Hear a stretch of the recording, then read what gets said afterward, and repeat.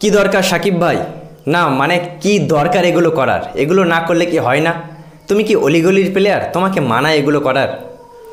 বন্ধুরা, recently cricket বিশ্বে একটা ভিডিও ভাইরাল হচ্ছে বাংলাদেশের লেজেন্ড সাকিব আল হাসানের, যেখানে দেখা যাচ্ছে যে একটা ফ্যান্স স্টেডিয়ামের ভিতরে তার কাছে একটা সেলফি নিতে যায়। প্রথমে সে এক হাত দিয়ে বারণ করলেও দর্শকটা একটু জোর জবরদস্তি করতে যায় যে একটা সেলফি, কারণ সাকিব আল হাসানকে পেয়েছে একটা লেজেন্ড, আর কবে পাবে ঠিক নেই। কিন্তু সাকিব আল হাসান তার কাছ থেকে মোবাইলটা কেড়ে নিতে যায়, তেরে তাকে এক প্রকারভাবে মারতে যায়। এই ভিডিওগুলো দেখলে কিন্তু বাংলাদেশের নামই বদনাম হয়।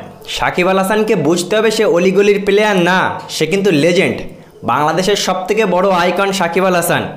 সুতরাং তাকে কিন্তু গোটা ক্রিকেট বিশ্ব ফলো করে।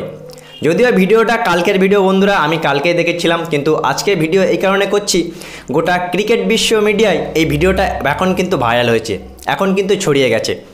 আর এই ভিডিওগুলো দেখলে সত্যি কথা বলতে বাংলাদেশের নামই কিন্তু বদনাম হয়।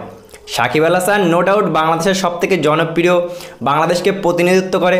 গোটা বিশ্বে সাকিব আল হাসানের জন্যই বাংলাদেশকে অনেকেই চেনে, কিন্তু সাকিব আল হাসানের এই কিছু কিছু আচরণের কারণে বাংলাদেশ ক্রিকেট সমেত বাংলাদেশ ফ্যান্সদেরও কিন্তু মনে খুবই কষ্ট দেয়।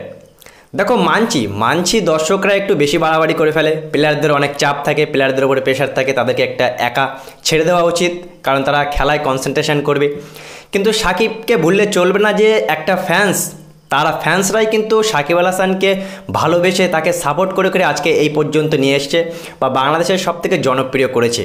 আর এই ফ্যান্সদের কাছে বারবারই এমন আচরণ করলে অনেক সময় দেখি আমরা যে ফ্যান্সদেরকে জামার কলার ধরে টেনে টুপি দিয়ে মারছে, হাত থেকে ফোন কেড়ে নিয়ে চলে যাচ্ছে। সাকিব আল হাসান কিন্তু সাকিব আল হাসানের কিন্তু বদনাম এই করেই হয়। আমরা দেখেছিলাম এখান থেকে 2 বছর আগে উইকেট তুলে আম্পায়ারের উপরে ছুঁড়ে ফেলে দিয়েছিল মাঠে, আর ঢাকা প্রিমিয়ার লিগ হওয়ার সময় আম্পায়ারকে জাতভাবে গালাগালিও দিয়েছিল। পরবর্তীতে সাকিব আল হাসানের 3 ম্যাচের ব্যান্ডও তার উপরে লাগানো হয়। সাকিবকে কিন্তু বোঝা উচিত যে সে অনেক বড় একজন খেলোয়াড়। যদিও সে এখন রাজনীতির ময়দানে নেবে, বাংলাদেশের বেশিরভাগ দর্শক তাকে আর ভালোবাসে না, এটা সত্য কথা। তাকে নিয়ে ট্রোল করে, তার নামটা কিন্তু এমনিতেই রাজনীতি করে সে অর্ধেকের বেশি ডুবিয়ে ফেলেছে। সুতরাং এই যে দর্শকদের উপরে মারামারি, দর্শকদের উপরে বাজে আচরণ, এটা কিন্তু ক্রিকেটের প্রতি যায় না। সাকিব আল হাসান কিন্তু অলিগলির প্লেয়ার না, অলিগলির প্লেয়ার করলে এগুলো মানা যায়। বাংলাদেশ ক্রিকেট বোর্ড সাকিব আল হাসানের উপরে কোনো পদক্ষেপ নেবে না, তার কারণ সাকিব আল হাসান অনেক বড় একজন খেলোয়াড়। এই কর্মটা একবার সাব্বির রহমান করেছিল, একটা দর্শককে মেরেছিল, সাব্বির রহমানকে কিন্তু সাসপেন্ড করে দেওয়া হয়েছিল। কিন্তু সাকিব আল হাসান যেহেতু আইকন প্লেয়ার, সেহেতু তাকে কিছু করবে না।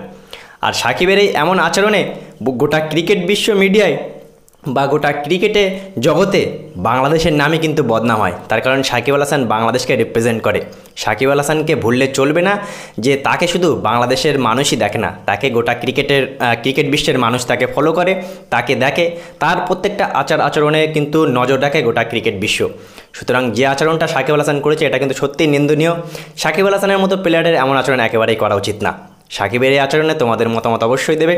সাকিবের মতো খেলোয়াড়ের এমন আচরণ করা কি ঠিক হয়েছে? একটা ফ্যান্স একটা সেলফি দিতেই পারতো বন্ধুরা, মাশরাফির কাছ থেকে কিছু শিখতে পারতো।